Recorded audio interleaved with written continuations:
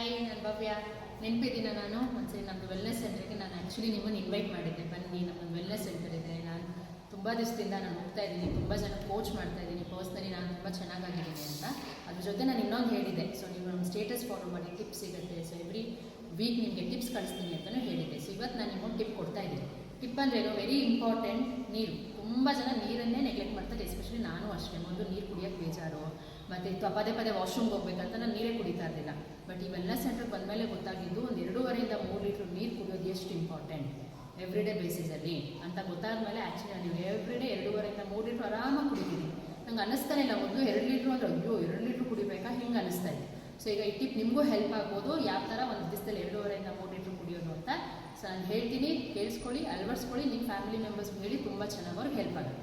So first ಬೆಳಗ್ಗೆ ಎದ್ದಿದ ತಕ್ಷಣ 1 ಅಥವಾ 2 ಗ್ಲಾಸ್, ಸೊ ನಾನು ಗ್ಲಾಸ್ ಹೇಳ್ತಿರೋದು 1/4 ಲೀಟ್ರ್ ಗ್ಲಾಸ್, 1 ಅಥವಾ 2 ಗ್ಲಾಸ್ ನೀವು ಕುಡಿಯೋದ್ರಿಂದ ನಮ್ಮದು ಇಂಟರ್ನಲ್ ಆರ್ಗನ್ಸ್ ಎಲ್ಲ ಆ್ಯಕ್ಟಿವ್ ಆಗುತ್ತೆ, ಮತ್ತು ನಮಗೆ ಮೋಷನ್ ಮಾಡೋಕ್ಕೂ ಟ್ರಿಗರ್ ಮಾಡುತ್ತೆ. ಸೊ ದಟ್ ನಾವು ಬೆಳಗ್ಗೆ ಎಷ್ಟು 5 ರಿಂದ 6 ಮ್ಯಾಕ್ಸಿಮಮ್ 7 o'clock ಒಳಗೆ ನಮ್ಮದು ಮೋಷನ್ ನಾವು ಆಗಿಬಿಟ್ರೆ ನಮ್ಮದು ಗಟ್ ಹೆಲ್ತು ತುಂಬ ಚೆನ್ನಾಗಿದೆ ಅಂತ ಅರ್ಥ. ಸೊ ಅದಕ್ಕೆ ಇದು ಹೆಲ್ಪ್ ಮಾಡುತ್ತೆ. ಸೊ 2 ಗ್ಲಾಸ್ ಆಯಿತು. ಸೊ ನಾನು ಹೇಳ್ತಾ ಇರೋದು 2.5 ಇಂದ 3 ಲೀಟ್ರು.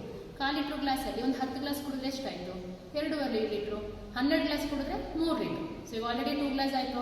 ಸೊ ನಿಮ್ಗೆ ಅಭ್ಯಾಸವೇ ಇಲ್ಲ ನೀರು ಕುಡಿಯೋದು ಅಂದರೆ ನೀವು 1 ಗ್ಲಾಸಿಂದ ಸ್ಟಾರ್ಟ್ ಮಾಡ್ಬೋದು. ಸೊ ನೀರು ಕುಡಿಯೋ ಅಭ್ಯಾಸ ಇದೆ, 1/4 ಲೀಟ್ರ್ ಗ್ಲಾಸಲ್ಲಿ ಆರಾಮಾಗಿ ನೀವು 2 ಗ್ಲಾಸಸ್ ಕುಡಿಯೋದು ತುಂಬಾ ಇಂಪಾರ್ಟೆಂಟ್. ಅದಾದಮೇಲೆ ಸ್ನಾನಕ್ಕೆ ಹೋಗೋಕ್ಕೆ ಮುಂಚೆ 1 ಗ್ಲಾಸ್ ನೀರು ಕುಡಿ.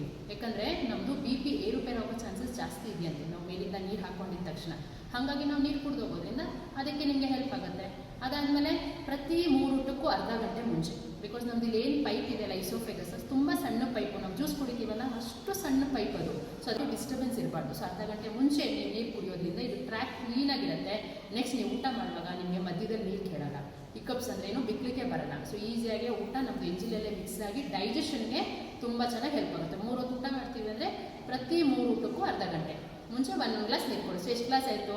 ಸೊ ಬೆಳಗ್ಗೆ 2 ಗ್ಲಾಸ್, ಸ್ನಾನಕ್ಕೆ ಮುಂಚೆ 1 ಗ್ಲಾಸ್, ಪ್ರತಿ 3 ಊಟಕ್ಕೂ 3 ಗ್ಲಾಸ್, ಸೊ ದಟ್ 6 ಗ್ಲಾಸ್ ಆಯಿತು. ಸೊ ನೆಕ್ಸ್ಟು ರಾತ್ರಿ ಮಲ್ಕೊಳ್ಳೋಕೆ ಮುಂಚೆ, ಸೊ ಮಲ್ಕೊಳ್ಳೋಕೆ ಇನ್ನೇನು ಮಲ್ಕೊಳ್ಳೋಕೆ ಹೋಗ್ತೀರಿ ಅನ್ನೋ 1 ಗ್ಲಾಸ್ ನೀರು ಕುಡಿದು ನಮ್ಮ ಯೂರಿನ್ ಪಾಸ್ ಮಾಡಿ ಮಲ್ಕೊಳ್ಳೋದ್ರಿಂದ ಯೂಶಲಿ ಬೆಳಗಿನ ಜಾವ ಹಾರ್ಟ್ ಅಟ್ಯಾಕು ಆಗೋದು ಅಂತ ಜಾಸ್ತಿ ಕೇಳಿದ್ದೀವಿ. ಸೊ ಇದು ತೊಗೊಂಡ್ರೆ ನಿಮಗೆ ಸ್ವಲ್ಪ ಅವಾಯ್ಡ್ ಆಗೋ ಚಾನ್ಸಸ್ ಜಾಸ್ತಿ ಇರುತ್ತೆ. ರಾತ್ರಿ ಕುಡಿದು ಮಲ್ಗೋದ್ರಿಂದ ನಮ್ಮದು ಬಾಡಿ ಆ್ಯಕ್ಚುಲಿ ಕೆಲಸ ಮಾಡ್ತಾ ಇರುತ್ತೆ, ಅದಕ್ಕೂ ಕೂಡ ಸಪೋರ್ಟ್ ಮಾಡೋಕ್ಕೆ ರಾತ್ರಿ 1 ಗ್ಲಾಸ್ ಹೆಲ್ಪ್ ಮಾಡುತ್ತೆ. ಮತ್ತು ಎಷ್ಟಾಯಿತು? 7. ಇನ್ನು 3 ಗ್ಲಾಸ್ ಅಥವಾ 5 ಗ್ಲಾಸ್ ಆ್ಯಡ್ ಮಾಡುತ್ತೆ ನಿಮಗೆ 10 ರಿಂದ 12, ಅಂದರೆ 2.5 ಇಂದ 3 ಲೀಟ್ರ್. ಇಡೀ ದಿವಸದಲ್ಲಿ ನಿಮಗೆ ಯಾವಾಗ ಬೇಕು ಅನಿಸ್ತಾ ಇರುತ್ತೆ ಅವಾಗ ಸ್ವಲ್ಪ ನೀವು ಸಿಪ್ ಮಾಡ್ತಿರೋದ್ರಿಂದ ಒಂದು 3 ರಿಂದ 5 ಗ್ಲಾಸ್ ಕವರ್ ಮಾಡಿದ್ರೆ ಟೋಟಲ್ ನಿಮಗೆ 10 to 12 ಗ್ಲಾಸಸ್ ಹಾಗೆ ಹೋಯಿತು. ಸೊ ಅನಿಸೋದೆಲ್ಲ ನೋಡಿ 2.5 ಇಂದ 3 ಲೀಟ್ರ್ ಕುಡಿದ್ನ ಅಂತ. ಬಿಕಾಸ್ ನೀರು ಕುಡಿಯೋದು ಇಂಪಾರ್ಟೆಂಟ್ ಅಲ್ಲ, ನಾವು ಹೇಗೆ ಕುಡಿತೀವಿ, ಯಾವಾಗ ಕುಡಿತೀವಿ ಅದು ತುಂಬಾ ಮ್ಯಾಟರ್ ಆಗುತ್ತೆ. ಸೊ ಬೆಳಗ್ಗೆಯಿಂದ ಕುಡಿದಿಲ್ಲ ಅಂತ ಸಾಯಂಕಾಲ ಒಂದೇ ಸರಿ ನಾವು ನೀರು ಕುಡಿದ್ರೆ ಏನಾಗುತ್ತೆ? 1 ಲೀಟ್ರ್ ಫುಲ್ಲು ಎತ್ಬಿಟ್ರೆ ನಮ್ಮದು ಆರ್ಗನ್ಸ್ಗೆಲ್ಲ ಪ್ರೆಷರ್ ಆಗುತ್ತೆ.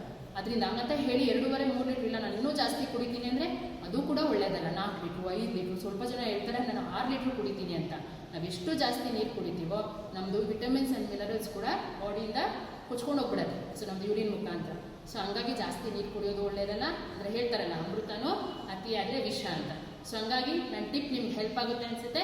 ಇದು 1 ದಿವಸಕ್ಕೆ ಆಗ್ಬಿಡಲ್ಲ, ಎವ್ರಿ ಡೇ ಪ್ರಾಕ್ಟೀಸ್ ಮಾಡಿ 1 ವಾರ ನಿಮಗಿದು ಹ್ಯಾಬಿಟ್ ಆಗುತ್ತೆ. Okay, thank you so much.